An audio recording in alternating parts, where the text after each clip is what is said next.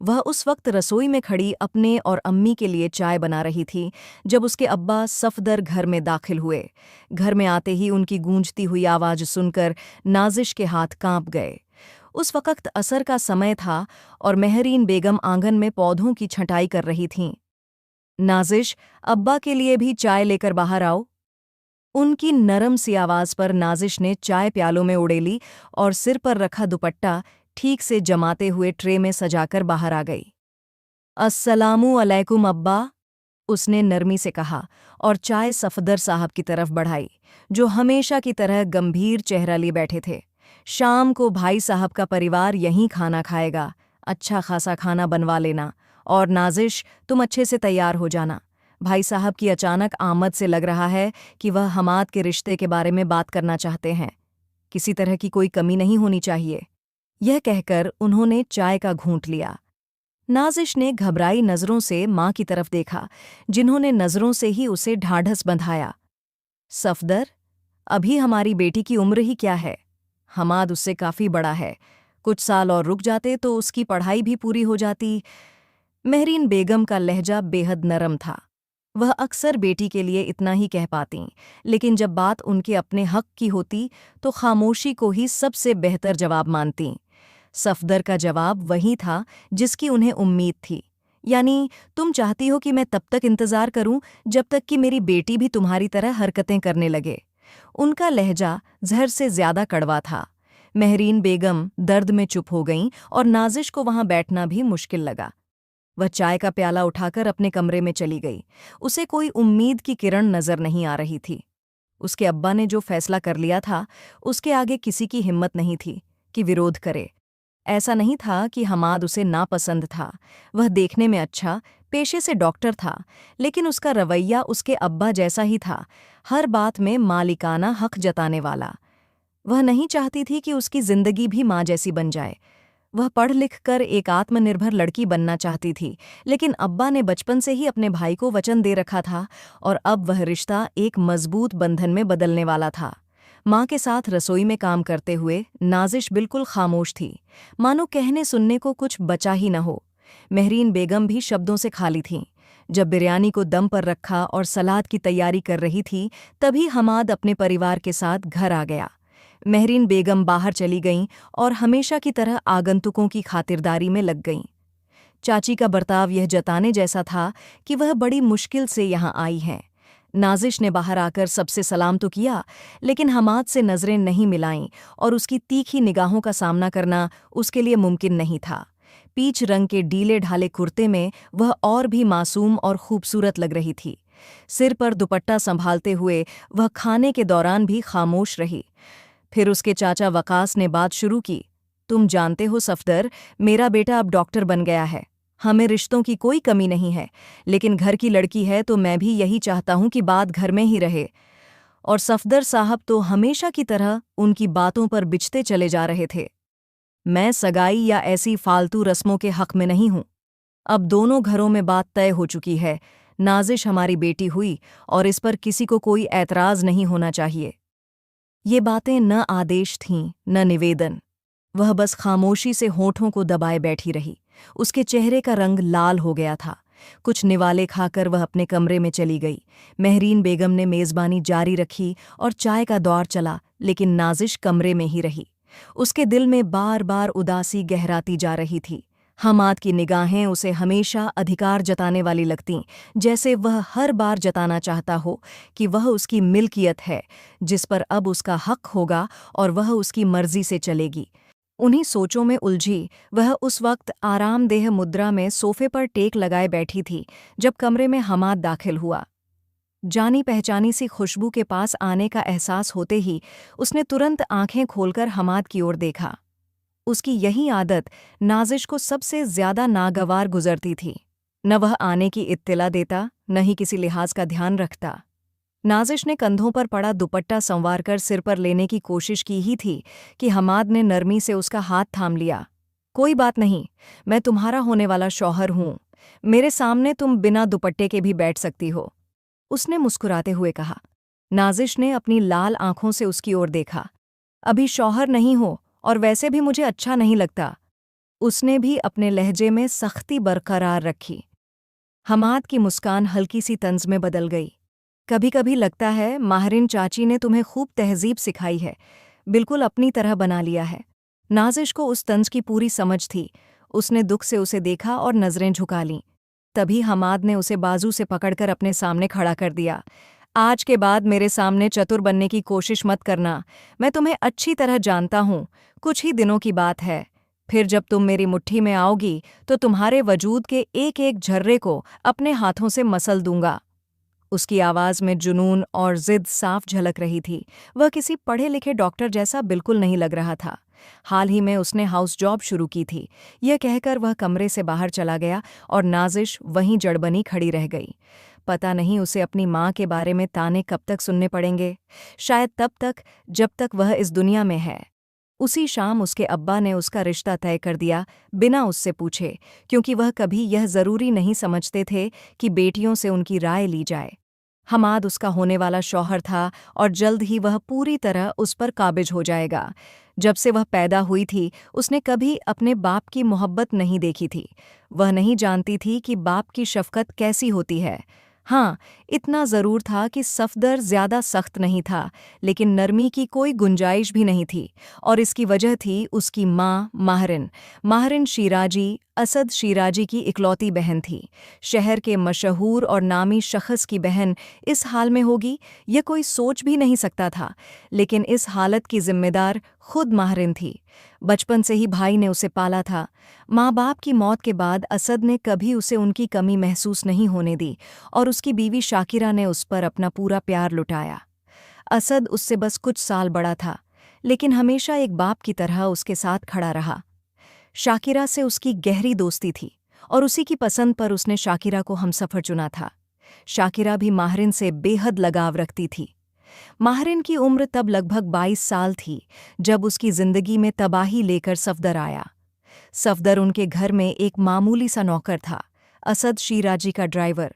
एक वफादार, ईमानदार कर्मचारी के चोले में छुपा हुआ ऐसा दरिंदा जिसकी नज़रें शुरू से ही माहरिन पर थीं। धीरे धीरे उसने माहरिन को अपनी चिकनी चुपड़ी बातों में उलझाना शुरू कर दिया। वह शक्ल सूरत में आकर्षक था और माहरिन अपनी उम्र के उस नाजुक मोड़ पर थी जहां किसी चालाक आदमी की बातों में फंस जाना आम बात समझी जाती है। वह धीरे धीरे उसकी ओर झुकती गई और इसका अंजाम वहशी निकला जिसका उसे अंदाजा तक नहीं था।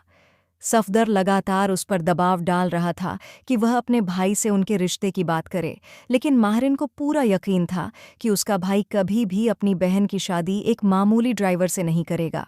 आखिर एक रात उसने डरते डरते यह सब बात शाकिरा से कह दी।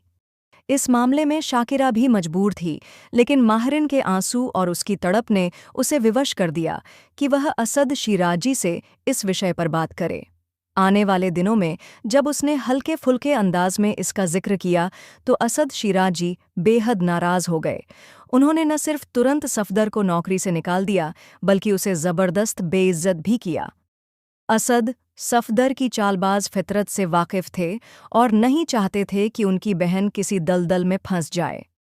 सफदर के जाने के बाद माहरिन पर जैसे दुखों का पहाड़ टूट पड़ा। वह कभी भी उससे अलग नहीं रह सकती थी। सफदर रातों को चुपके से आकर उससे मुलाकात करता और इन मुलाकातों की शाकिरा बेगम को पूरी खबर थी, लेकिन उन्होंने दोस्ती निभाते हुए खामोशी ओढ़ ली। आखिर एक रात सफदर माहरिन को अपने बदले की भेंट चढ़ाते हुए हवेली से ले गया। उसने माहरिन से कहा कि वह शिराजी खानदान का पुराना और वफादार नौकर है और जब असद देखेगा कि उसकी बहन इस नौकर के साथ खुश है तो वह उसे बहनोई का दर्जा दे देगा। माहरिन भी उसकी बातों में आकर इस फैसले पर राजी हो गई। जिस रात वह घर से निकली उसके पास चंद कपड़ों के अलावा कुछ भी नहीं था। उसने अपनी जिंदगी भर की दौलत, भाई की मोहब्बत पीछे छोड़ दी। उसे असद से इतनी मोहब्बत थी कि कोई और उसका साझेदार नहीं हो सकता था, लेकिन सफदर की मोहब्बत अलग थी। जब सफदर को पता चला कि माहरिन घर से बिना कोई सामान लिए निकली है और एक खत में यह भी लिख चुकी है कि उसे असद की दौलत से कोई मतलब नहीं, न ज़मीन चाहिए न जेवर, तो वह हैरान रह गया। खत में माहरिन ने लिखा था कि वह सिर्फ अपने प्यार का हाथ थाम कर जा रही है और अगर उसका भाई उसकी खुशी चाहता है तो सफदर से उसे अलग करने की कोशिश न करे। यही उसकी सबसे बड़ी भूल थी। उसी रात सफदर ने उससे निकाह तो कर लिया, लेकिन जब सच सामने आया तो उसने माहरिन को बुरी तरह डांटा। तब माहरिन को अपनी भूल का एहसास हुआ, इतना गहरा कि वह स्तब्ध रह गई। सफदर उस पर चिल्ला चिल्लाकर उसे यह जताता रहा कि वह एक नासमझ, बेवकूफ़ लड़की है जिसने अपने भविष्य को बर्बाद कर लिया। उस दिन के बाद शायद ही कोई दिन ऐसा बीता हो जब सफदर ने माहरिन से नफ़रत का इजहार न किया हो। माहरिन ने यह तय कर लिया था कि अब वह सारी जिंदगी सफदर के साथ ही गुजारेगी। शायद यही उसकी सज़ा थी कि उसने अपने बाप जैसे भाई को छोड़कर उस इंसान का हाथ थामा जिसके पास देने को सिवाय जिल्लत और तिरस्कार के कुछ नहीं था। सफदर के घरवाले, उसके माँ बाप, बहनें और यहाँ तक कि भाई ने भी माहरिन से नफ़रत करने में कोई कसर नहीं छोड़ी। उसे हमेशा एक बदचलन लड़की के रूप में देखा गया। इतनी नफ़रतों के बीच जीते जीते वह अंदर से टूट चुकी थी। उसने सफदर से कुरान की कसम लेकर वादा लिया था कि वह कभी उसे तलाक नहीं देगा। सफदर औरतों से बाहर भी रिश्ते रखता रहा और माहरिन पूरी तरह खामोश हो गई, इतनी चुप कि कभी दोबारा कोई शिकायत न की। कुछ सालों बाद अल्लाह ने उसे नाजिश जैसी फूल सी बेटी से नवाजा और नाजिश ही उसकी जिंदगी की बहार बन गई। नाजिश सफदर की ही औलाद थी। वह उस पर ज्यादा सख्ती नहीं करता था, लेकिन प्यार की गुंजाइश भी नहीं थी। वह उसके हर खर्चे, पढ़ाई से लेकर नाज नखरे तक पूरा करता, लेकिन आज तक उसे एक पिता की मोहब्बत नहीं दे पाया। नाजिश के आने के बाद माहरिन की जिंदगी पूरी तरह बदल गई। उसने दोबारा कभी असद से संपर्क करने की कोशिश नहीं की। वह जानती थी कि जिस भाई को उसके कारण समाज में सिर झुकाना पड़ा, वह उसके सामने दोबारा कैसे जा सकती थी। माहरिन ने मान लिया था कि वह अपने कर्मों की सज़ा भुगत रही है और इसी सोच में उसने अपनी ज़ुबान को ताले लगा दिए, जो फिर कभी नहीं खुले। सफदर की बढ़ती हुई ज़्यादतियाँ कभी कम नहीं हुईं और माहरिन के सब्र का भी कोई अंत नहीं था। नाजिश धीरे धीरे बड़ी होती गई। उसका ददियाल भी उसे माहरिन की ही नज़र से देखता और सफदर के मन में यह बात बैठा दी गई कि वह भी अपनी माँ की राह पर चल निकलेगी। इस सोच ने सफदर को और भी नाजिश से दूर कर दिया। उस सुबह वह जल्दी तैयार होकर कॉलेज निकल गई। कॉलेज ज्यादा दूर नहीं था, इसलिए वह पैदल ही आना जाना करती थी। अगर उसके पास ज्यादा पैसे होते तो रिक्शा ले लेती, लेकिन उसने कभी अपने पिता से पैसे मांगना पसंद नहीं किया।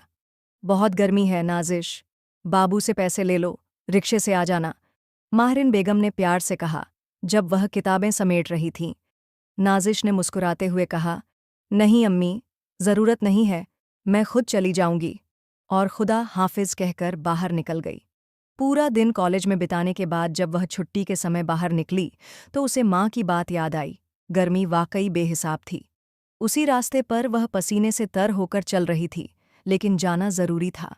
कुछ दूर ही चली थी कि एक गाड़ी उसके पास आकर रुकी। हैरानी से मुड़कर देखा तो गाड़ी में बैठे शख्स ने शीशा नीचे करके कहा, आइए, मैं छोड़ देता हूँ, इतनी धूप में पैदल चलना सही नहीं है। वह शख्स नाजिश के लिए बिल्कुल अजनबी था, लेकिन वह यह नहीं जानती थी कि वह शख्स उसके लिए अजनबी नहीं था। आपकी अड़ियल बातों का शुक्रिया, मैं खुद ही चली जाऊंगी। अल्लाह ने मुझे 2 पैर दिए हैं, मैं चल ही सकती हूँ, आप जाइए, उसने बहुत कड़ाई से कहा और फिर सिर हिलाते हुए अपने रास्ते चल दी, जबकि सामने खड़ा आदमी उसे मुस्कुराते हुए देख रहा था। मैं यह नहीं कह रहा कि अल्लाह ने आपको पैर नहीं दिए, लेकिन बाहर बहुत तेज धूप है। अगर आप अंदर आ जाएंगी तो आपको आराम मिलेगा। वह अपनी गाड़ी से उतर आया। सामने खड़े व्यक्ति को सिर से पैर तक देखते हुए उसने लहजे को और सख्त कर दिया। सिर्फ कुछ ही मिनट धूप में खड़े होने से आपका चेहरा लाल हो गया है और मैं नहीं चाहती कि मेरा थप्पड़ इसे और ज्यादा लाल कर दे। यहाँ से हटो। वह उसे चौंकाते हुए वहां से चली गई। वह उसे कुछ देर तक घूरता रहा और फिर चेहरे पर एक दिलकश मुस्कान आ गई। वह एक बेहतरीन शख्सियत का मालिक था, जिसके सामने आते ही लड़कियों की धड़कनें तेज हो जाती थीं, जबकि यह छोटी सी लड़की उसे धमकी देकर चली गई कि अगर उसने अपनी हरकतें नहीं सुधारीं तो थप्पड़ मार देगी। यह बात बेहद मज़ेदार थी। यह गुस्सा और ज़िद्द शिराजी खून का असर है। मैडम, आप सोचिएगी जब आपको पता चलेगा कि मैं कोई अजनबी नहीं हूँ। मुस्कुराते हुए वह गाड़ी चलाने लगा। नाजिश की मासूमियत और उसकी आवाज़ की मीठास ने उस पर गहरा असर डाला। जब वह घर आई तो दरवाज़ा खुला हुआ था, जो हैरान करने वाला था। शायद उसका पिता बाहर था। अंदर जाकर उसे एहसास हुआ कि सफदर घर में मौजूद नहीं थे। कमरे से आ रही हल्की फुसफुसाहट ने उसे चौंका दिया। उस गर्मी में उसका दिमाग भी गर्म था। कमरे में झांकते हुए उसने माहरिन बीगम को देखा, जो दरवाजे की ओर पीठ किए हुई थीं। अस्सलामुअलैकुम अम्मी, आप क्या कर रही हैं? उसने हैरानी से पूछा। माहरिन बीगम ने गड़बड़ाते हुए पीठ फेर ली और कुछ छुपाते हुए तकिए के नीचे रख दिया। कुछ नहीं बेटा, दरवाज़ा खुला था, माहरिन ने कहा। उसे शक हुआ कि शायद माँ ने अनजाने में दरवाज़ा बंद करना भूल गई थी। कमरे में जाकर कपड़े बदले और खाना खाकर आराम करने लगी। यही उसकी रोज़मर्रा की जिंदगी थी। हर दूसरे दिन हमाद उनके घर आता और उसकी परेशानी लगातार बनी रहती। दूसरी ओर माँ का अजीब व्यवहार 21 साल की लड़की के दिमाग को उलझन में डाल चुका था। हमाद जब भी आता, शक की नज़र से देखता और हालचाल जानने की कोशिश करता। कॉलेज से लेकर घर तक उसकी हर गतिविधि पर नज़र रखता था। उसका बात करने का अंदाज, उठना बैठना, सब कुछ अपनी मर्जी से तय करना चाहता था। हमाद के इस व्यवहार से उसे बहुत तकलीफ होती थी। वह चाहती थी कि हमाद कभी उनके घर वापस न आए, लेकिन सफदर का डर इतना ज्यादा था कि वह कभी इनकार नहीं कर पाती थी। वह जानती थी कि जिस दिन वह हमाद से लड़ाई करेगी, वह दिन उसके घर का आखिरी दिन होगा, क्योंकि उसका पिता उसे जीवित नहीं छोड़ेगा। उस दिन वह सुबह उठी तो उसका शरीर तेजी से जल रहा था। रात से ही उसे महसूस हो रहा था कि यह बुखार में बदलेगा। माहरिन बीगम ने उसका लाल चेहरा देखा और तुरंत उसे कॉलेज न जाने को कहा, क्योंकि उसकी तबीयत खराब थी। नहीं अम्मी, मुझे यहाँ रहना अच्छा लगता है, कॉलेज में दिल लगता है, उसने जवाब दिया। माहरिन बीगम ने जिद्दी लहजे में कहा, तुम बिल्कुल भी कॉलेज नहीं जाओगी, आराम करो।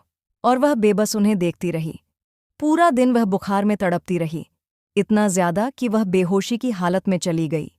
उसका तेज लाल चेहरा, फड़फड़ाती सांसें और दर्द से कराहता शरीर माहरिन बीगम के लिए भारी था। उसने कई बार सफदर को फोन किया कि वह आकर उसे अस्पताल ले जाए, लेकिन सफदर अपनी व्यस्तता का बहाना बनाता और कहता कि घर में मौजूद पेंडोल दे दो, बुखार उतर जाएगा। हर बार वह निराशा से फोन काट देतीं। दिन बीता, दूसरा दिन भी वह कॉलेज नहीं जा पाई। दोपहर के समय दरवाजे पर दस्तक हुई और हमाद अंदर आया। माहरिन बीगम ने हैरानी से उसे देखा। नाजिश को बुखार है और आप उसे मेरे पास लेकर नहीं आ रही, क्या किसी और डॉक्टर को दिखाने का इरादा रखती है? उसने सीधे माहरिन बीगम की आंखों में देखते हुए पूछा, जिस पर उन्होंने घबराते हुए सिर हिला दिया। उसमें इतनी हिम्मत नहीं थी कि वह खुद चलकर जाती, जबकि वह उनकी बात पूरी होने से पहले ही नाजिश के कमरे में पहुंच गया। बुखार से तपता हुआ बदन लेकर उसने बेरुखी से हमाद को देखा, जो उसके पास आकर बैठ गया था। क्या कर रही थी तुम, जब तुम्हें इतना तेज बुखार है? उसकी नज़रों में हमेशा की तरह शक था। गर्मी में कॉलेज आती जाती हो, शायद इसी वजह से। माहरिन बीगम ने बात शुरू की, लेकिन उसने सख्त लहजे में माहरिन बीगम को रसोई में जाने का आदेश दिया। जाकर मेरे लिए चाय बना लाओ, मैं उसकी पूरी जांच करता हूं। नाजिश का दिल जोर से धड़कने लगा। उसे पता था कि हमाद क्या करने वाला है।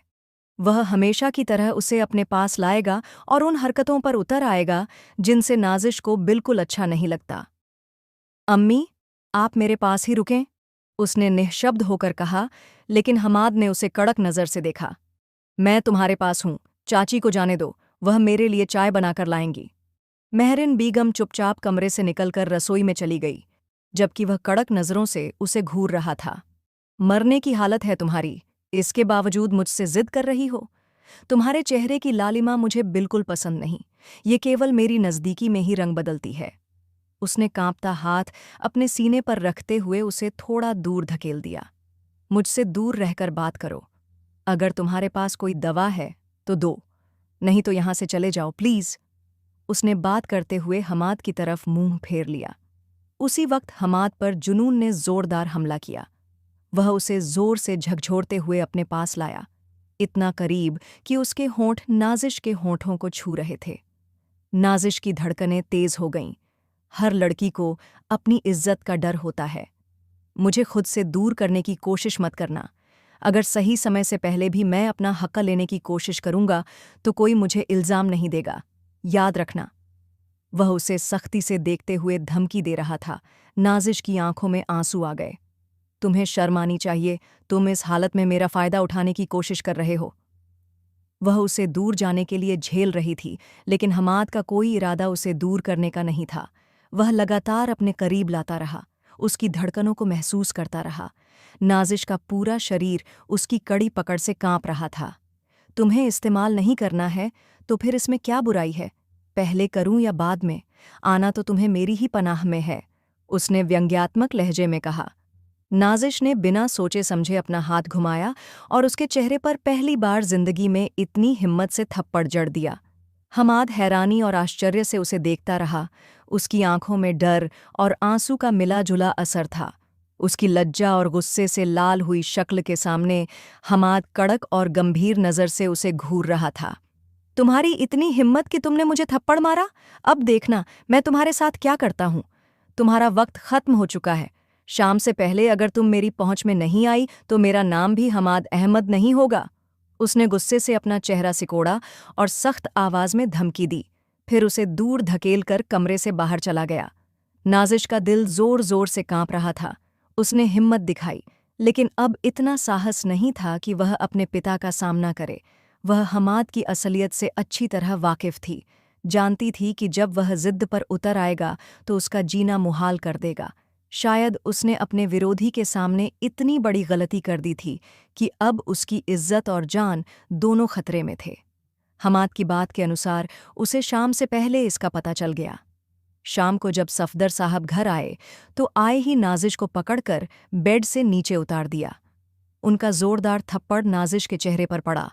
वह दर्द से कराहती हुई दूर चली गई। उसने आश्चर्य से पिता की आंखों में देखा। सफदर साहब चाहे जितनी भी सख्ती करते, लेकिन अब तक उसने उस पर हाथ नहीं उठाया था, और आज उनके तेवर देखकर लग रहा था कि आज उसकी कोई भलाई नहीं है। मेहरिन बीगम डर के मारे अपने हाथ मुंह पर रखे खड़ी थीं। उनका पूरा शरीर कांप रहा था। क्या हुआ है सफदर, क्या हुआ? उन्होंने घबराते हुए पूछा। उसने कांपते हुए सफदर की ओर बढ़ते हुए कहा, उन्हें बताइए कि मैंने ऐसा कुछ नहीं किया। लेकिन सफदर ने उसे खुद से दूर धकेलते हुए एक बार फिर नाज़िश को अपना निशाना बना डाला। बताओ मुझे, क्योंकि तुमने ये घिनौनी हरकत वही किया ना जो मुझे शक था? तुम भी अपनी माँ की राह पर चल निकली हो। वह गुस्से से दहाड़ रहा था, जबकि नाज़िश कांपते हुए अपने पिता को देख रही थी। ठीक उसी वक्त उसके चाचा वकास अपने बेटे हमाद के साथ घर में दाखिल हुए। रहने दो सफदर मियाँ, वकास जहर उगलते हुए बोले। ये तालीम तुम्हें पहले ही देनी चाहिए थी। इस लड़की ने जो किया है वो हमारे खानदान में कभी नहीं हुआ। बिना शादी के इस हद तक जाना हमने सोचा भी नहीं था। ये सब तुम्हारी और तुम्हारी बीवी की परवरिश का असर है। वक्कास की बातों से घर का माहौल और भारी हो गया था। नाज़िश दुख से हमाद की आंखों में देख रही थी, जहां केवल ताना था, कोई माफी नहीं। भाई साहब, इसने कुछ नहीं किया, ये तो 2 दिन से घर से बाहर भी नहीं निकली। मेहरिन बेगम रोते हुए विनती कर रही थीं, लेकिन सफदर गुस्से से उसकी ओर बढ़ा। तुम्हारी बेटी किसी मर्द से नाजायज रिश्ता बना चुकी है। 2 दिन से बुखार का बहाना बना रही थी, लेकिन तुम्हें शायद पता नहीं कि ये गर्भवती है। ये सुनते ही मेहरिन बेगम ने सदमे से अपने दिल पर हाथ रख लिया और नाज़िश की दुनिया अंधेरे में डूब गई। वह हैरानी और अविश्वास से अपने पिता को देख रही थी। अगले ही पल वह उनके पैरों में गिर पड़ी। नहीं बाबा, मैंने कुछ नहीं किया, मैं बेगुनाह हूँ। ये सब उस शख्स ने मुझसे बदला लेने के लिए किया है। लेकिन सफदर ने अपने पांव झटकते हुए उसे खुद से दूर कर दिया। तुम्हारी माँ ने भी यही हरकतें की थीं। माँ बेटी मर्दों को रिझाने के लिए किसी भी हद तक जा सकती हो। सामने खड़ा इंसान उसका बाप नहीं लग रहा था। वह तो जैसे किसी गैर का भटका हुआ मोहरा था, जिसे अपनी बेटी पर रत्ती भर भी यकीन नहीं था। बहुत हो गया सफदर मियाँ, वकास ने फिर कहा। कब तक तुम्हारी और तुम्हारी औलाद की गलतियों को छिपाता रहूं? पहले तुमने एक ऐसी औरत को हमारे खानदान में शामिल किया जो इस काबिल नहीं थी, और अब तुम्हारी बेटी ने मेरे बेटे की जिंदगी बर्बाद कर दी। सफदर खामोश बैठा रहा, सिर झुकाए, जबकि नाज़िश अपने चरित्र की सफाई दे रही थी। मेहरिन बेगम अपनी बेटी की टूटी हुई हालत देखकर समझ चुकी थीं कि अब वह उसे नहीं बचा पाएंगी। उस पल सब कुछ उसके लिए अविश्वसनीय था, और उस बीच वह शख्स जिसने यह तूफान खड़ा किया, दरवाजे से टिककर उसकी बर्बादी का तमाशा देख रहा था। एक औरत के न कहने की इतनी भयानक सज़ा हो सकती है, नाज़िश ने सोचा भी नहीं था। सिर्फ अपनी इज्जत बचाने के लिए उसने एक मर्द को ठुकराया था, और वह अपनी मर्दानगी दिखाने पर उतर आया था। उसे मालूम था कि उसका पिता उसकी किसी बात पर यकीन नहीं करेगा, क्योंकि उसके मन में हमाद के डॉक्टर होने का विश्वास बैठ चुका था, और यही भरोसा उसे यकीन दिला गया कि वह सच में गर्भवती है। भाई साहब, मैं आपसे हाथ जोड़कर विनती करता हूँ, सफदर हमाद की ओर बढ़ते हुए बोला। कैसी भी हो, इस लड़की को मुझसे उतार दो। हमाद चाहे बाद में दूसरी शादी कर ले, लेकिन नाज़िश से निकाह कर ले। हमाद हमेशा की तरह अपने अभिनय पर उतर आया। अगर आपके बुढ़ापे का ख्याल न होता तो शायद मैं कभी भी ऐसी लड़की से निकाह के लिए राजी न होता जो पहले ही किसी और की औलाद को अपनी कोख में पाल रही है। ऐसी बदचलन लड़की का अंजाम मौत होना चाहिए। लेकिन आपके कहने पर मैं निकाह करता हूँ। आपसे गुजारिश है कि कल ही इसका निकाह मुझसे करवा दें। अब मैं और जिल्लत नहीं सह सकता। वह उसके टूटे हुए वजूद को पीछे छोड़ता हुआ वहां से चला गया, इस यकीन के साथ कि अगली सुबह नाज़िश उसकी गिरफ्त में होगी, उसकी हुकूमत में, और वह अपनी मर्जी से उस पर हर वो जुल्म करेगा जो उसे ठुकराए जाने की सज़ा लगेगा। और नाज़िश चिल्लाते हुए अपने बाप के सामने कस्में खाकर अपने किरदार की सफाई दे रही थी। बाबा, खुदा गवाह है, मैं बेगुनाह हूँ। मेहरीन ने हर संभव कोशिश की थी कि सफदर को यकीन दिला सके कि उनकी बेटी ने आज तक कोई ऐसा काम नहीं किया जिससे उनकी इज्जत पर कोई दाग लगे। उन्होंने यह भी कहा कि चाहें तो वे नाज़िश का किसी और डॉक्टर से भी चेकअप करवा सकते हैं, लेकिन सफदर जैसे पत्थर बन चुके थे। वह रात नाज़िश के लिए एक कयामत से कम नहीं थी। अपने सुलगते हुए वजूद को समेटकर वह कमरे के एक कोने में बैठी सारी रात रोती रही। क्या लड़की होना इतना बड़ा गुनाह होता है? इतना बड़ा कि सज़ा उसे इस दुनिया में ही भुगतनी पड़े? काश वो पैदा ही न होती, काश उसकी माँ ने वो कदम न उठाया होता। लेकिन काश के सिवा उसके पास और कुछ नहीं था। वह नहीं जानती थी कि उसे किस जुर्म की सज़ा मिल रही है, अपनी इज्जत बचाने के जुर्म में या किसी मर्द को ठुकराने के जुर्म में। अगली सुबह का सूरज उसके लिए और भी भयानक था। अब उसकी जिंदगी ऐसे मोड़ पर आने वाली थी जिसका उसने कभी ख्वाब में भी नहीं सोचा था। उसे इस घर में रहते हुए इतना तो अंदाज़ा था कि उसे कभी सुकून नहीं मिलेगा, लेकिन उसने यह कभी नहीं सोचा था कि उसे एक ऐसी दलदल में धकेल दिया जाएगा जहां जीने और मरने दोनों की सजाएं तय हों। सुबह सवेरे ही हमाद के घर से उसके लिए कपड़े और कुछ ज़रूरी सामान भेज दिया गया ताकि वह दोपहर तक तैयार रहे। उसका निकाह हमाद से होना था। सफदर ने घर की हर चीज़ पैक करने का हुक्म दे दिया था और यह भी कह दिया था कि आज के बाद नाज़िश इस घर की दहलीज पर कदम नहीं रखेगी और ना ही उनसे कोई रिश्ता रखेगी। अब वह उनकी बेटी नहीं, सिर्फ हमाद की बीवी है, और हमाद को और क्या चाहिए था। नाज़िश देर तक उन कपड़ों को देखती रही जिनकी चमक उसे अंधा कर रही थी। रो रो कर उसकी आंखें सूज चुकी थीं और दर्द से उसका वजूद टूटता जा रहा था।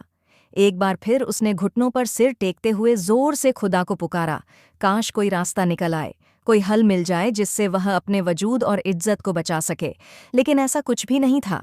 मेहरीन बेगम ने उसे वो जोड़ा पहनाया और हल्के से तैयार कर दिया। वह खुद भी थकी मांदी सी दिख रही थीं, लेकिन उनके चेहरे पर एक अजीब सुकून था। नाज़िश बार बार माँ से पूछना चाहती थी, क्या वे भी चाहती हैं कि वह चली जाए? क्या वे उसके लिए खड़ी नहीं होंगी? लेकिन उन्होंने सिर्फ इतना कहा, शायद यही खुदा को मंजूर है। माँ के मुंह से यह सुनकर नाज़िश का दिल और भी टूट गया। क्या वे भी उससे छुटकारा चाहती थीं? दर्द अपने भीतर दबाकर वह चुपचाप तैयार हो गई। हमाद अपने परिवार के साथ पहुंच चुका था और कुछ ही देर में निकाह और रुखसती दोनों होने वाले थे। यह दिन नाज़िश के लिए किसी काले साए से कम नहीं था। हर लड़की अपने निकाह के दिन के लिए सुनहरे सपने देखती है, लेकिन नाज़िश ने तो कभी इस दिन की कल्पना भी नहीं की थी। मेहरीन बेगम उसे लेकर बाहर आ गईं और वह एक जगह बैठा दी गई। हमाद की नज़रें उस पर टिकी थीं। वह इतनी खूबसूरत लग रही थी कि हमाद को अपने फैसले पर गर्व होने लगा। उसे यकीन था कि कुछ ही देर में नाज़िश उसके पैरों में होगी और वह उसे उसकी औकात दिखा देगा, यह जताकर कि उसके जिस्म के एक एक झर्रे पर सिर्फ हमाद अहमद का हक है। निकाह शुरू कीजिए काजी साहब। सफदर ने आदेश दिया और काजी ने रजिस्टर उठा लिया। नाजिश का दिल धक से रह गया। उसकी धड़कनें बेकाबू हो रही थीं और हथेलियां पसीने से भीग चुकी थीं। मेहरीन बेगम की बेचैन नज़रें बार बार दरवाजे की तरफ उठतीं और फिर खाली लौट आतीं। न जाने उनके दिल में क्या हलचल मची थी। नाजिश अली दख्तर सफदर अली, तुम्हारा निकाह 10,000 हक मेहर में हमाद अहमद वल्द वकास अहमद से पढ़ाया जाता है। क्या तुम्हें ये निकाह कबूल है? काजी साहब ने नाजिश की ओर देखकर सवाल दोहराया। नाजिश ने जालीदार घूंघट से आंखें उठाकर अपने पिता की ओर देखा। उसकी आंखें आंसुओं से भरी हुई थीं और दिल बुरी तरह धड़क रहा था। उसने बहुत ही दर्द से कहा, बाबा। लेकिन सफदर का चेहरा पत्थर जैसा था, किसी भावना से रहित। इससे पहले कि वह कुछ कहती, अचानक दरवाज़ा जोर से खुला और एक रौबदार शख्स अपने बॉडीगार्ड्स के साथ अंदर दाखिल हुआ। उसने किसी की ओर ध्यान न देते हुए सीधा आकर नाजिश के पास जगह ली। नाजिश ने चौंक कर घूंघट हटा दिया और उसे देखा। यह वही व्यक्ति था जिसने कुछ दिन पहले उसे अपनी गाड़ी में बैठने की पेशकश की थी। ये कौन है? वह कैसे जानता है? ये कहाँ से आया? उसके दिमाग में न जाने कितने सवाल घूमने लगे। पूरा माहौल जैसे थम सा गया और सबकी नज़रें उसी पर टिक गईं। यह जैन की रौबदार शख्सियत का असर था या कुछ और, लेकिन वहां मौजूद कोई भी शख्स कुछ बोल नहीं पाया। तभी उसकी प्रभावशाली आवाज़ ने सन्नाटे को तोड़ते हुए कहा, अब निकाह पढ़ाइए मौलवी साहब, लेकिन एक सवाल, दुल्हे की गैर मौजूदगी में निकाह पढ़ाने का हुक्म आपको किसने दिया? उसका लहजा शांत था और मेहरीन बेगम की नज़रें उसके खूबसूरत चेहरे पर टिक चुकी थीं। ये कौन है और क्या बकवास कर रहा है? हमाद गुस्से में चिल्लाते हुए खड़ा हो गया। जैन ने ठंडे अंदाज में कहा, डॉक्टर साहब, शायद आप नहीं जानते, लेकिन ज्यादा तनाव आपकी सेहत के लिए हानिकारक है। जहां तक मेरी पहचान की बात है तो मैं उस बच्चे का बाप हूं जो इस लड़की के पेट में पल रहा है, वह बच्चा जिसकी सच्चाई सिर्फ आप जानते हैं। यह कहते हुए उसने गंभीरता से नाजिश की तरफ देखा और पैर पर पैर चढ़ाकर बैठ गया। सफदर गुस्से से कांपता रह गया और नाजिश तो जैसे जड़ हो चुकी थी। उसे समझ ही नहीं आ रहा था कि ये कौन है और उसकी जिंदगी में ये तूफान क्यों लाया जा रहा है। सफदर ने कड़क आवाज में कहा, ये मेरी बेटी है और मैं अपनी मर्जी से इसका निकाह अपने भतीजे से करवा रहा हूं। जो भी हो, यहां से निकल जाओ, वरना अंजाम बहुत बुरा होगा। लेकिन जैन ने उसे अनदेखा करते हुए अपने गार्ड्स को आदेश दिया, अगर कोई भी हंगामा करे, गोली मार देना, जिम्मेदारी मेरी होगी। फिर वह दोबारा मौलवी साहब की ओर मुखातिब हुआ, आपको फिर से कहना पड़ेगा मौलवी साहब, निकाह शुरू करें। दूल्हे का नाम जैन शिराजी, पिता का नाम असद शिराजी। ये दूसरा बड़ा धमाका था जो सफदर की रगों में आग बनकर दौड़ गया।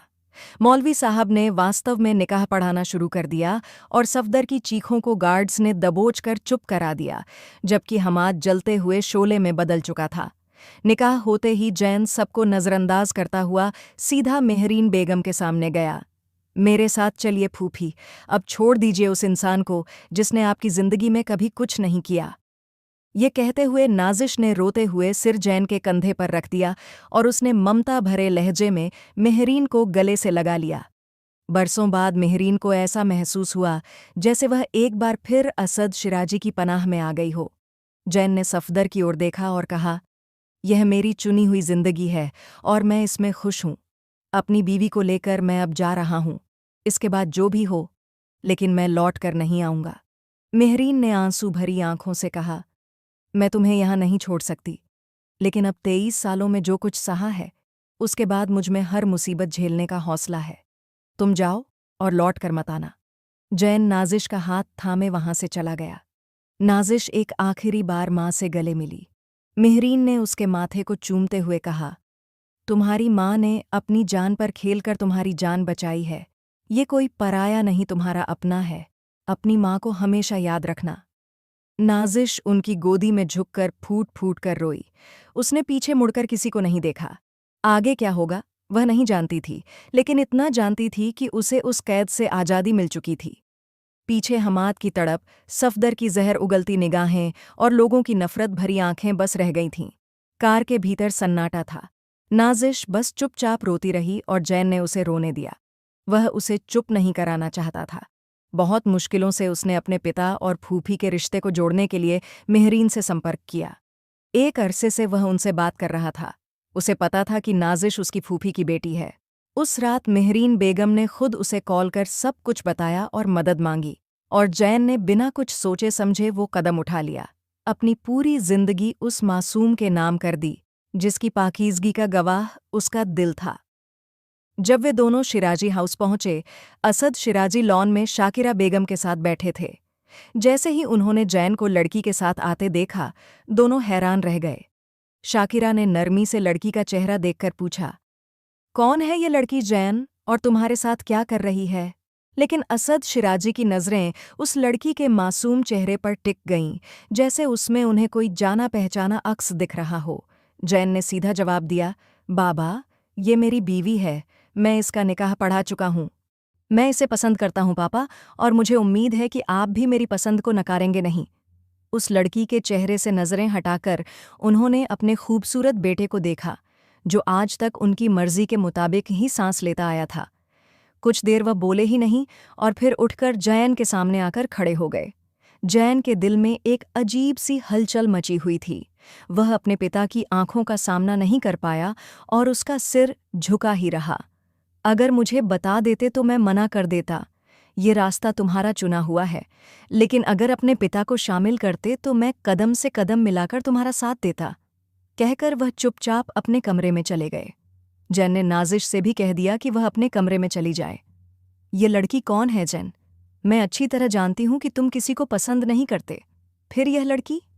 माँ के कदमों में बैठते हुए उसने शाकिरा बेगम के हाथ थाम लिए और कहा, अम्मी, यह मेहरीन फुफ्फो की बेटी है, नाजिश। फिर उसने पूरी कहानी शाकिरा बेगम को सुना दी। उनकी आंखों से बहता आंसू गालों पर आ गिरा। वह जानती थीं कि मेहरीन किस हाल में है, मगर बेबस थीं और कुछ नहीं कर सकती थीं। अम्मी, आप किसी को कुछ मत बताइएगा, खासकर अब्बू को। वक़्त आने पर मैं खुद सब कुछ बताऊंगा, लेकिन पहले मैं मेहरीन फुफ्फो को इस नरक से आज़ाद कराना चाहता हूँ। उसने शाकिरा बेगम से वादा लिया और उनका दिल काफ़ी हद तक संतुष्ट हो गया। वह लड़की उसके पति का खून थी और मेहरीन की वफ़ादारियां वह अच्छी तरह जानती थीं। उन्हें यकीन था कि यह लड़की उनके बुढ़ापे में बेटी बनकर उनका साथ देगी। जैन का चुनाव सही था। वह उन माँओं में से नहीं थीं जो अपने बेटों पर अपनी मर्जी थोपती हैं। दिल में एक कसक थी कि उन्होंने कभी मेहरीन का साथ नहीं दिया, शायद इसी कारण उसकी जिंदगी तबाह हो गई। लेकिन अब प्रायश्चित का समय आ चुका था। मेहरीन की बेटी को सारी खुशियां देकर वह उसकी पीड़ा का कुछ मुआवजा दे सकती थीं। जैन और नाजिश के वहां से जाते ही सफदर आग बबूला होकर मेहरीन की ओर बढ़ा और उसकी गर्दन दबोच ली। बोलो, ये सब तुम्हारा खेल है? तुमने ही उस कमीने को यहाँ बुलाया और नाजिश को उसके हवाले कर दिया? मगर मेहरीन मुस्कुराते हुए उसके चेहरे को देखती रही। बरसों से तुमने मुझ पर जुल्म ढाए हैं, अब मैंने अपनी बेटी को आज़ाद कर दिया है। अब अगर तुम मेरी जान भी ले लो, मुझे कोई फर्क नहीं पड़ देता। सफदर ने उसे घसीटकर कमरे में बंद कर दिया, लेकिन मेहरीन के दिल में अब अजीब सा सुकून था। उसे उम्मीद से कहीं ज्यादा बेरहमी की उम्मीद थी। मैंने आपसे कहा था कि आपकी बेटी बदचलन है और आप उसे मेरे सिर पर बिठाना चाहते थे। मैं उसे वहां नहीं रहने दूंगा, उसे हर हाल में वहां से निकाल लाऊंगा, ये मेरा वादा है। कहते हुए हमाद आग बबूला होकर घर से बाहर चला गया। उसके भीतर जहर भर चुका था। अब वह उस लड़की को बर्बाद कर देना चाहता था। सफदर और हमाद अपनी साजिशों में मशगूल थे, और इस दौरान जैन और नाजिश के बीच दूरियां बनी हुई थीं। जैन ने नाजिश को एक अलग कमरे में रखा था, जब तक सब कुछ ठीक न हो जाए। शाकिरा बेगम का रवैया नाजिश से बहुत नरम था, जबकि असद शिराजी उसे पूरी तरह अनदेखा करते। नाजिश को पता चल चुका था कि वह उसका मामा है, लेकिन वह इस रिश्ते को अभी जाहिर नहीं करना चाहती थी। वह बस चुपचाप अपने कमरे में रहती। उसका दिल सिर्फ अपनी माँ के लिए बेकरार था, और वह जैन के सामने भी अपने चरित्र की सच्चाई रखना चाहती थी। उसने कई बार जैन से बात करने की कोशिश की, लेकिन जैन उससे बात नहीं करना चाहता था, और वह नहीं समझ पाई कि निकाह के बाद वह क्यों उसे नज़रअंदाज कर रहा है। जैन हर वक्त मेहरीन पर नज़र रखे रहता। वह नहीं चाहता था कि उसके साथ कुछ भी बुरा हो। निकाह को 1 हफ्ता हो चुका था और जैन 2 दिन की मीटिंग के सिलसिले में विदेश गया हुआ था। अगले दिन शाम को उसे लौट आना था, लेकिन दोपहर को हम्माद फिर से अपने गंदे इरादों के साथ घर में दाखिल हुआ। उस वक़्त असद शिराजी अपने कमरे में थे जब उन्हें बाहर से किसी की तेज़ आवाज़ सुनाई दी। वह हैरानी से उठकर बाहर आए। हमाद नौकरों से झगड़ाता हुआ अंदर घुसा और जैन को पुकारते हुए ज़ोर-ज़ोर से चिल्ला रहा था। वह जैन के दिल में शक और बदगुमानी की ऐसी दरार डालना चाहता था कि वह लड़की इस तूफ़ान को झेलने की बजाय मौत को गले लगा ले। तभी उसका दिल ठंडा होगा। दिल में इस समय सफदर के लिए जो नफ़रत थी, वह बयान से बाहर थी, लेकिन उसका पहला निशाना उस लड़की की तबाही थी, फिर उसके चाचा, और इस साजिश में सफदर उसका पूरा साथ दे रहा था। "ये क्या तरीका है? तुम कौन हो और मेरे घर में क्या कर रहे हो?" असद शिराजी ने गुस्से से पूछा। असद शिराजी ने सीढ़ियों से उतरते हुए हैरानी से उसे देखा। जब उसकी आवाज़ सुनकर वह कांपते कदमों से कमरे से बाहर आ गई थी। शाकिरा बेगम भी हैरत से उस लड़के को देख रही थीं, जिसका अंदाज जाहिल और बेहूदा था। "मैं आपके बेटे को आईना दिखाने आया हूँ। अगर वो मर्द है तो सामने आकर मेरी आंखों में आंखें डालकर इस सच को झुठला दे।" असद शिराजी ने उसकी ओर हैरानी से देखा और सख्त लहजे में कहा, "जैन घर पर नहीं है। जो भी बात है बाहर तक ही रखो और यहाँ से चले जाओ।" तभी वह लड़का धीमे धीमे कदमों से चलता हुआ असद शिराजी के बिल्कुल सामने आ खड़ा हुआ और उसी पल नाजिश का दिल जैसे धड़कना भूल गया। "ये रिपोर्ट्स इस बात का सबूत हैं कि आपकी बहू के पेट में नाजायज़ बच्चा पल रहा है।" असद शिराजी का चेहरा एक ही पल में पीला पड़ गया। "ये वही लड़की है जो आपकी बहन के नक्शे कदम पर चल रही है।" और तभी उसके चेहरे पर एक जोरदार थप्पड़ पड़ा, जिससे वह लड़खड़ाते हुए 2 कदम पीछे जा गिरा। असद शिराजी का चेहरा गुस्से से लाल हो गया था। "अगर मुझे यकीन नहीं तो अपने बेटे को बुलाओ और उससे पूछो। ये तुम्हारी बहन महरीन की बेटी है, उसी की तरह बदचलन। मेरे साथ भी रिश्ते में रही है। मैं इसका चचेरा भाई हूँ, हमाद अहमद।" उसने दहाड़ते हुए जहर उगला और उसी पल असद शिराजी ने गूंजती आवाज़ में गार्ड्स को बुलाया। गार्ड्स उसे धक्का मारकर घर से बाहर निकालने लगे, लेकिन वह बार बार वही बातें चिल्लाता रहा और असद शिराजी की बेइज्जती करता रहा। उन्होंने पलटकर शाकिरा बेगम को देखा, जिन्होंने नज़रें झुका लीं। उनके चेहरे पर यकीन और सदमे का मिला-जुला असर था। असद तेज़ी से अपने कमरे में गए और दरवाज़ा बंद कर लिया। यह ऐसा सच था जिसका सामना उन्हें एक बार फिर मौत जैसा महसूस हो रहा था। नाजिश फर्श पर बैठ गई और रोने लगी। उसके सामने उसके मामा को जलील किया गया, उसकी माँ के चरित्र को रौंदा गया। शाकिरा बेगम ने उसे संभाला और अपने सीने से लगाकर उसे चुप कराने लगीं। "मुझे जीने का कोई हक नहीं है ममानी जान, मुझे मर जाना चाहिए। मैं तो बस सबकी जिंदगियों में बदकिस्मती लाने के लिए पैदा हुई हूँ।" शाकिरा बेगम ने तड़पते हुए उसका माथा चूमा और कहा, "ऐसे मत कहो मेरी बच्ची, ये सब सिर्फ आजमाइश है, कुछ और नहीं।" उन्होंने तुरंत जैन को फ़ोन किया। जैन आग बबूला हो चुका था। वह पाकिस्तान पहुंच चुका था और ज़रूरी काम निपटाकर घर आने वाला था, लेकिन उसके आने से पहले ही घर पर तूफ़ान आ चुका था। उसे अच्छी तरह मालूम था कि इस वक्त उसका बाप किन हालात से गुजर रहा है। हमाद ने जहर घोलने के बाद अब सफदर को उसकी औकात दिखा दी थी। उसका गिरेबान पकड़कर उसे घर से निकाल दिया था, बिल्कुल उसी तरह जैसे उसकी बेटी की वजह से वह कभी शिराजी हाउस से निकाला गया था। "तुमसे रिश्ता सिर्फ तुम्हारी बेटी की वजह से था, अब वो मेरी नहीं रही तो तुम्हारा यहाँ कोई हक नहीं। आज के बाद हमारा कोई रिश्ता नहीं।" सफदर ने हैरानी से अपने भाई वक़ास को देखा, जो पीछे हाथ बांधे खड़ा तमाशा देख रहा था। "सफदर मियाँ, ये घर अब बच्चों का है, बेहतर होगा कि तुम अब यहाँ न आया करो।" हमाद ने उसे धक्का मारकर घर की दहलीज से बाहर फेंक दिया। सफदर हैरत से देखता रहा। उसका हिसाब शुरू हो चुका था, लेकिन उसे अब भी यकीन नहीं हो रहा था कि ये सब उसके कर्मों का फल था। वह तिलमिलाता हुआ घर पहुंचा और कमरे में बंद महरीन को बालों से पकड़कर बाहर घसीट लाया। पिछले हफ्ते भर से वह कमरे में बंद थी। दिन में सिर्फ एक बार खाना मिलता था ताकि वह जिंदा रहे। "तुम्हारी वजह से मेरा सब कुछ बर्बाद हो गया।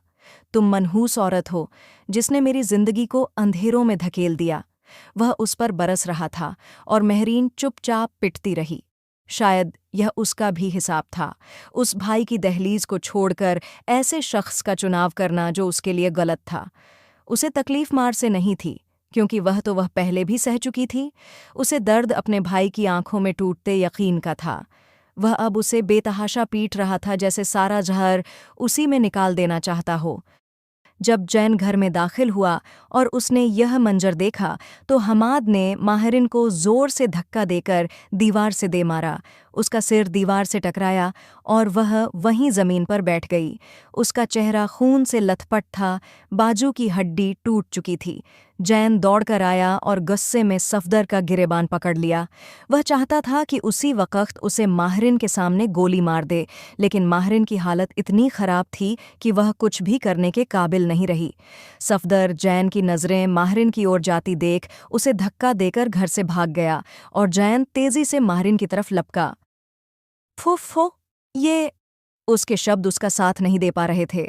माहिरिन ने कांपते हुए कमजोरी से अपना हाथ उठाकर जैन के चेहरे पर रखा और धीमे से बोली, भाई, माफ़ी। लेकिन उसमें हिम्मत नहीं थी कि वो बात पूरी कर पाती। उसके होश जाते रहे और उसी पल जैन ने उसे अपनी बाहों में उठा लिया और तेज़ी से गाड़ी में डालकर अस्पताल की ओर रवाना हो गया। उसे इमरजेंसी में दाखिल कराया गया। उसकी हालत बेहद नाजुक थी। जैन ने पुलिस में सिर्फ सफदर के खिलाफ शिकायत दर्ज कराई, क्योंकि हमाद अहमद से वो खुद निपटना चाहता था।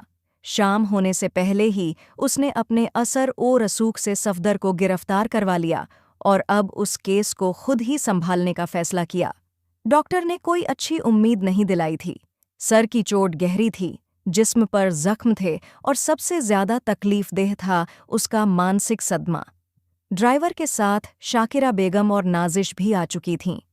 नाजिश तो अपनी माँ की हालत देखकर टूटी जा रही थी। वो रोते हुए अपनी माँ की बर्बादी को देख रही थी।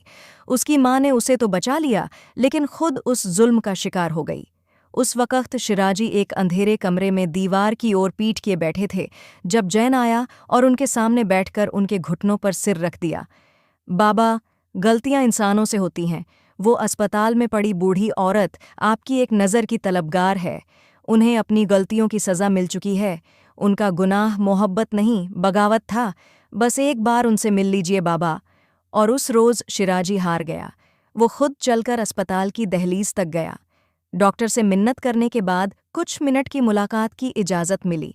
ऑक्सीजन लगी हालत में उसका चेहरा देखकर शिराजी झारो कतार रोने लगा। माहिरिन अब उसकी बहन नहीं रही थी, वो उसकी बेटी की तरह थी। निकाहत से उसने अपनी आंखें खोलीं, एक नज़र भाई पर डाली और उन बेचैन आंखों में जैसे सुकून उतर आया, और फिर नज़र वहीं थम गई। शिराजी ने उसका हाथ थाम लिया, लेकिन उसकी आंख से एक आखिरी आंसू टपका, पछतावे और माफ़ी में डूबा हुआ आंसू, और उसी पल उसकी जिंदगी खत्म हो गई। एक मोहब्बत के गुनाह की सज़ा में कैद औरत आखिरकार इस दुनिया की क़ैद से आज़ाद हो गई। शिराजी ने रोते हुए अपना सिर उसके हाथों पर रख दिया।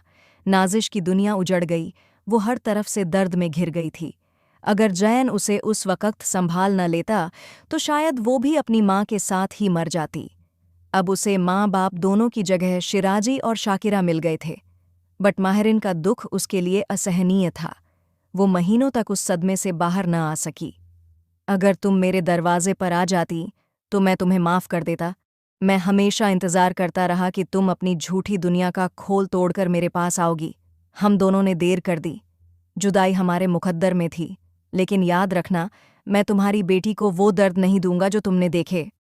माहिरिन की कब्र पर हाथ रखकर उसका भाई उसे ये वादा दे रहा था। आज जैन और नाजिश के वलीमे की बड़ी धूमधाम से तैयारी की गई थी। नाजिश उन्हें अपनी जान से भी प्यारी थी। गोल्डन लहंगे में वो इतनी हसीन लग रही थी कि जैन की नज़रें उसके चेहरे पर से हट ही नहीं रही थीं। पिछली रात उसने डॉक्टर हमाद को उसके घर से उठवा लिया था। गार्ड्स ने उसे इतना मारा था कि उसका निचला शरीर चलने लायक भी नहीं रहा, और वो अब कभी बाप नहीं बन पाएगा। उसे और उसके माँ बाप को यही सज़ा मिलनी थी, और ये ऐसा अंजाम था जो उन्हें मरते दम तक जलाता रहेगा। आज नाजिश दुल्हन बनकर उसके कमरे में थी। जैन उसके सामने बैठा, उसके खूबसूरत चेहरे को देख रहा था। फिर उसने झुककर उसके माथे पर हल्के से चुंबन लिया। जितना प्यार उसे वहां मिला वो बयान से बाहर था, लेकिन उसे यकीन था कि अब वो इन मोहब्बतों में लिपटते हुए अपने सारे जख्म भूल जाएगी। मैं आपको बस ये बताना चाहती हूँ कि मैं बदचलन लड़की नहीं हूँ। नाजिश ने धीमे से बात शुरू की, लेकिन जैन ने नरमी से झुककर उसके होंठों पर उंगली रख दी। तुम्हें ये कहने की जरूरत नहीं है। तुम जैन शिराजी की बीवी हो, उसके दिल की मलिका। तुम्हें अपने किरदार और मोहब्बत की गवाही कभी नहीं देनी पड़ेगी। नाजिश ने पलके उठाकर जैन की आंखों में देखा। अब इतनी खूबसूरत आंखों से देखकर जान लेने का इरादा है। वो शरारत से मुस्कुरा रही थी और जैन उसे अपने करीब कर चुका था। नाजिश ने अपना सिर उसके सीने पर रख दिया और आंखें मूंद लीं। आज दो दिल नहीं, दो रूहें एक दूसरे में धड़क रही थीं।